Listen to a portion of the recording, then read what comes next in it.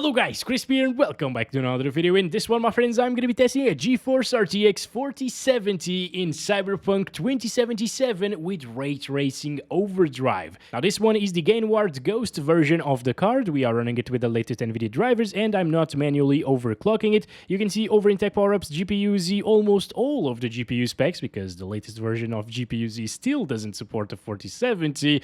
But yeah, we got the 12 gigs right there of VRAM, 5888 CUDA cores, and over on the left, I'm pairing it with the i5-13600K at 5.6 GHz and 32 GB of DDR5 6000 MHz RAM.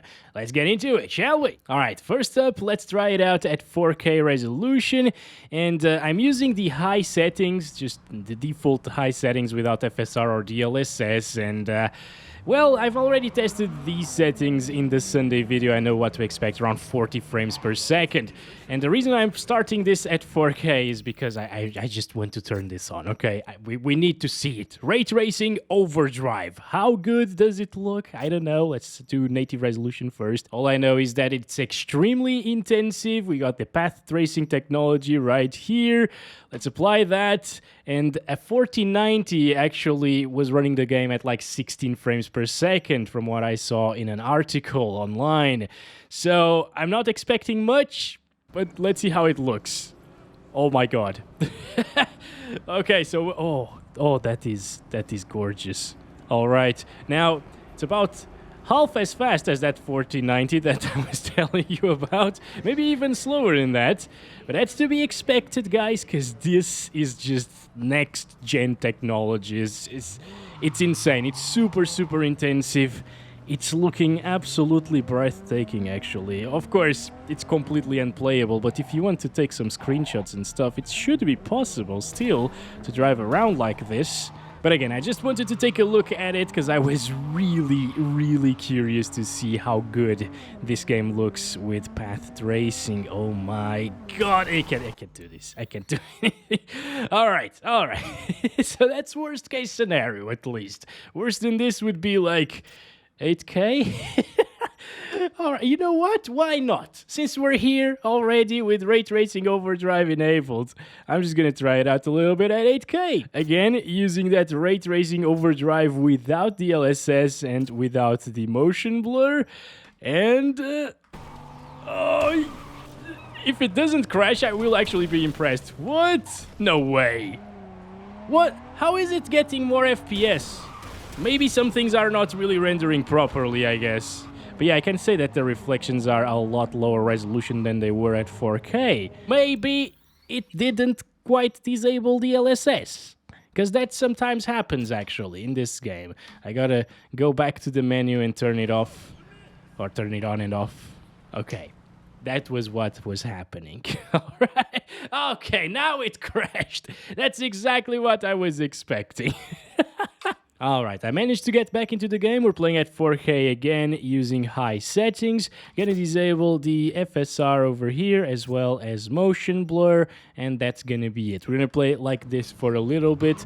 Again, I already know what to expect at these settings. It delivers around 40 frames per second, which is not terrible. You know, this is aimed at 1440p gaming and it's doing 40 FPS at 4K native in Cyberpunk. Honestly, before I tried this at 4K, I was expecting slightly better, but you know, we still have the DLSS support here in this game, which is amazing. It looks really good, and I highly recommend it, especially if you're playing at 4K. So it drops into the 30s, as you can see. It's still kind of playable because it doesn't really stutter, and the VRAM isn't really maxed out anyways. Also, we can talk to Bob. Wait a second. Did Mom send you? Are you insinuating that I'm your brother, or are you insinuating that I live with my mother who pays for this thing? You know what? I don't like your things. Bob, goodbye. All right, see you later. Because he's gonna show up here again. Holy crap, people are just wrecking my car right now. Okay, let's get out of there, guys. Oh, that was a little bit of a stutter right there, actually. That was noticeable. but usually it will be smooth-ish with around 40 frames per second on average, which is not completely awful. Some people can play like this, but I wouldn't really pay this much for a GPU to play at 40 frames per second, right? So I'm gonna go ahead and try it with DLSS right away. Okay, so high settings with DLSS quality, which looks, again, really, really good in this game. Pretty close to native resolution. It actually looks slightly better in my opinion and in my eyes, because it gets rid of a lot of the noise that comes with the default DLAA from the native resolution in this game in particular. So the reflections on the ground and everything look a little bit better to me, at least in my opinion. God damn, of course, that's just my opinion. Yours may differ.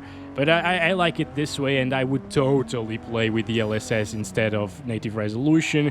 First of all, that frame time graph, although it wasn't really that stuttery before, it was a little bit all over the place, you know. Goodbye, sir. Give me your car. And now that frame time is much smoother, and it shouldn't really have those annoying little stutters that happen every now and again. And second, it's above 60 FPS right now, which is very impressive, right? Like, 69 on average is obviously the most amazing thing in the world in games. Oh, there's Bob again, he's alive. Bastard. Okay, so 69 FPS average at the end. I couldn't have asked for a better experience. Now, there is an argument to be made that balanced DLSS at 4K looks pretty much the same as quality DLSS, and I personally can see a little bit of a difference. It's slightly, very, very slightly softer, but it's not too big of a difference, and I can only see this because I am on a 42-inch monitor. On a 32-inch monitor or 27-inch monitor and 4K resolutions, it wouldn't really make much of a difference at all, and I would probably choose balanced DLSS, honestly. You know what? Even here, on a 42-inch monitor, I would probably use the balanced DLSS setting at 4K. At 1440p, that's a different story, and 1080p especially, I wouldn't go below quality. But this is looking really good. Anyways, 80 FPS average, 61% lows. Again, DLSS is a must if you're playing this game at 4K with an RTX 4070. And since it looks great, I don't have any issues recommending it. Now, I want to set it to quality again, and I want to enable a little bit of frame generation, because that's a feature that you will only find on RTX 40 series GPUs. Oh, this went back to auto for some reason, and I think in a few games it actually makes a huge difference. I can say that this is on quality, yeah, it's on quality DLSS, right? Yeah, quality with frame generation. It kind of looks like what we just saw at balanced. It's really close. Yeah. I mean, it looks great at 4K resolution, frame generation, guys. Maybe the reflections on the ground are a little bit lower quality than they were before, but frame generation does an awesome job, and it basically puts us at the same FPS and pretty similar quality to balanced DLSS. This is interesting. It's basically the same experience as balanced DLSS. But I also can tell another difference whenever you have the DLSS frame generation enabled and you're playing with less than like 100 frames per second, for example.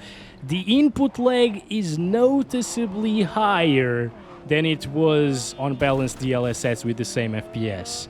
Because basically you get the input lag that you'd get without frame generation, but with the added smoothness of the higher frames per second that frame generation provides. So the game feels smoother, especially on a higher refresh rate monitor, but it doesn't... in terms of snappiness and input lag, it's pretty much the same as if you had the frame generation disabled. Still, this is completely playable. I wouldn't really have a problem recommending FG in Cyberpunk. In a game like, for example, The Finals, which is a first-person shooter, competitive game, multiplayer, that actually requires fast reactions and has frame generation, I would not use it at all because I could feel a little bit of a difference there, and it can be a little bit gameplay hindering and put you at a disadvantage.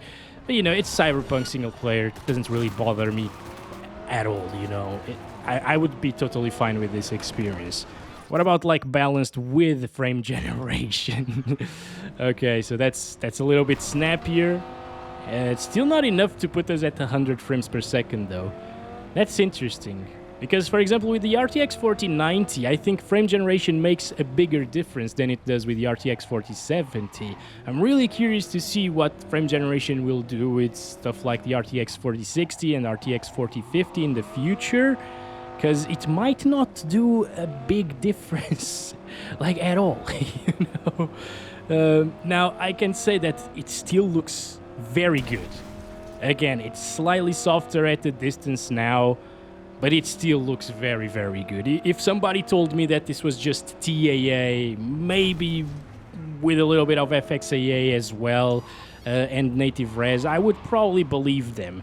Well, let's turn off DLSS completely and move on to like ray tracing overdrive with DLSS perform. Well, let's do DLSS balanced, which we already know looks really good. Turn off motion blur right there.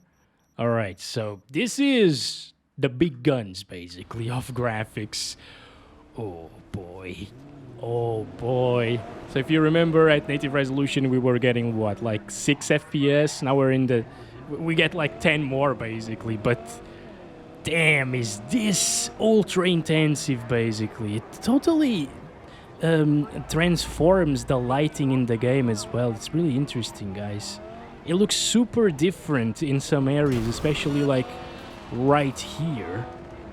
Things are way darker than they were before I enabled overdrive ray tracing. What about like performance DLSS using overdrive ray tracing?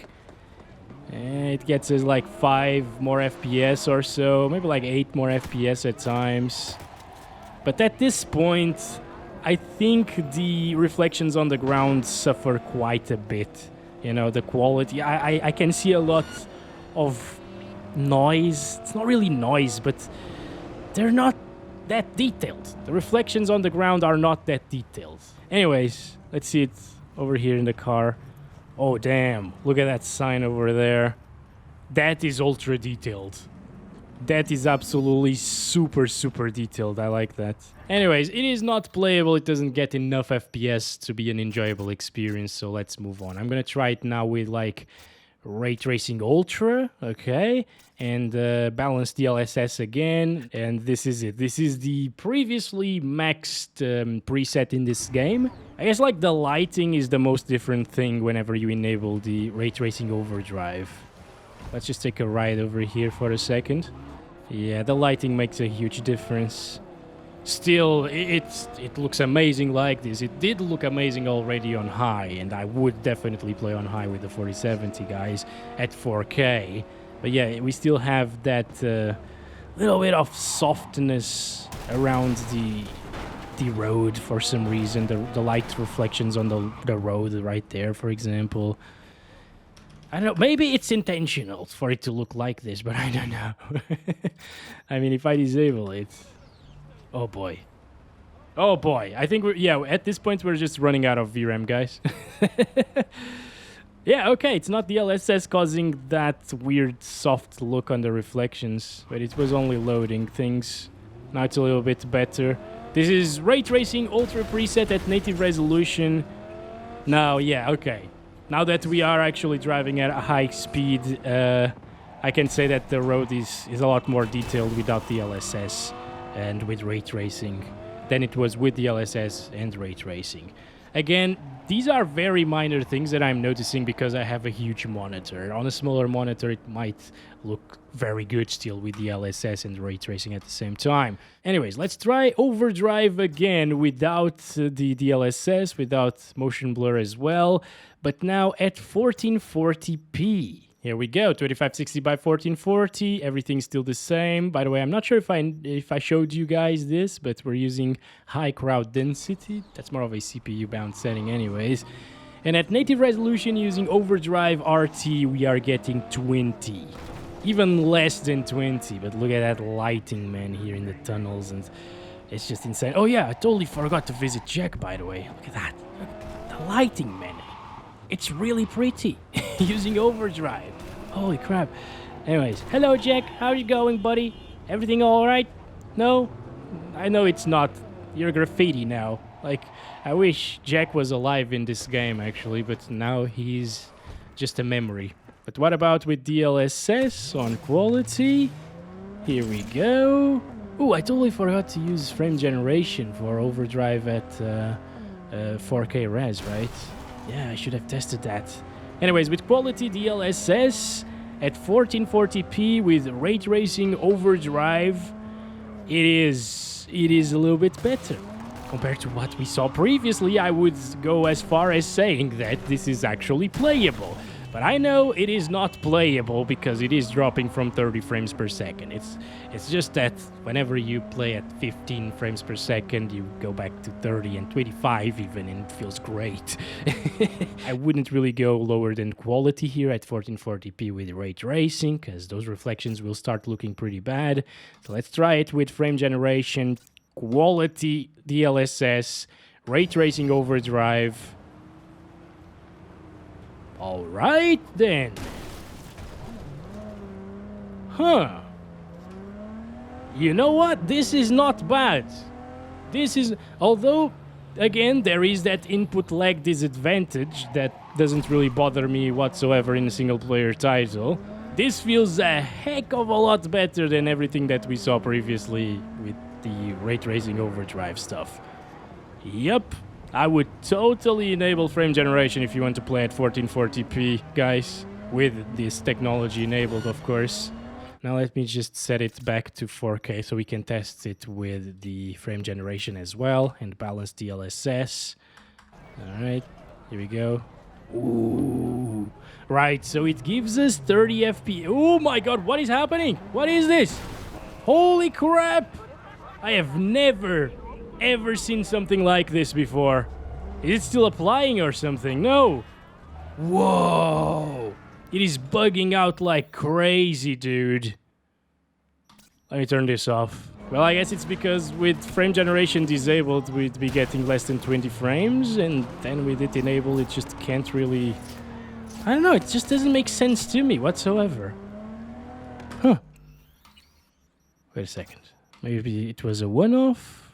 Oh, by the way, DLSS got set to auto there, which means performance DLSS at the moment, with frame generation, which might be the way to go, honestly, if we think about it. At 4K at least. But yeah, now it is actually playable. It's delivering playable FPS at least. Again, if you have the option to play at high with DLSS above 60 FPS all of the time, I would definitely take that over this. It is decent for screenshots and to play around with, but I myself would just stick to high at 4K. Okay? Yeah, we got none of that weird business going on anymore. I'm actually gonna set it to balanced again just to see if that happens, guys, because that was really weird. Okay. Everything is fine so far. Ooh, that frame time changed a little bit right now. Oh, okay, now it's good. Well, it's not good, because it's still low 30s, you know, and aside from being low 30s, you're actually getting the input lag of low 20s. So at this point, it starts feeling pretty input laggy, I would say. There are better options if you're playing at 4K in terms of settings, of course. Okay, we're at 1440p now using the Ray Tracing Ultra settings. No DLSS first for native resolution. And I already tested these settings in the full review of the RTX 4070. And it did get around like 40 frames per second. Actually, this one is slightly slower than the Founders Edition by like 1 or 2 frames. Not that it makes a huge difference, it should still get 30 plus all of the time. But it's not that impressive, is it, guys? Damn it! Gosh, there goes the headlights. I just can't have my headlights intact throughout the benchmark run. Jesus. Anyways, 33 FPS around here. Yeah, it's similar to the Founders Edition. It's nothing special, really. I wouldn't play like this, you know. Ray tracing is just still super intensive of a technology to run, even on an RTX 4070, you know. Like 4090, sure, that can handle ray tracing. 4080, yeah, that's still pretty damn decent with ray tracing as well. 4070... you definitely need to utilize it with DLSS, okay? That said, it is providing a decent, smooth experience here with DLSS and no frame generation. This is still on quality DLSS in 1440p, which looks very good, close to native res on a 1440p monitor, and it's getting 60 on average. With an overclocked version of the card, you might be able to extract a few more frames per second. Keep that in mind. This is a factory clocked RTX 4070, but those will still drop from 60 FPS every now and again, like this one is. And you know, if I'm paying this much for a graphics card, I want to play at 60 plus FPS, okay? And that's where the frame generation comes in. Enabling that, which sets DLSS to auto, which is balanced at 1440p, by the way. I set it to quality now. We can get close to 100 frames per second. That's exactly what I saw as well in my full review at 1440p. Yeah, it makes the game super buttery smooth at 1440p, but you can't really say that it's 1440p anymore because we're using upscalers and stuff. A lot of people get super mad at me when I'm referring to what we're seeing here as 1440p. But to be honest, I'm not sure if you've tried it or not, but I feel like it looks super similar, especially on smaller monitors, like a 27-inch 1440p monitor. This would look pretty damn good, you know. So there's that. I know technically it's not really 1440, but it looks close enough. Anyways, if you want ray tracing at 1440p, I think I would go like this. Frame generation, it's not really feeling too bad here in terms of input lag. It's actually feeling a little bit better than what we saw previously at 4K, and I was still fine with the 4K experience with FG. So yeah, it is playable, it looks good.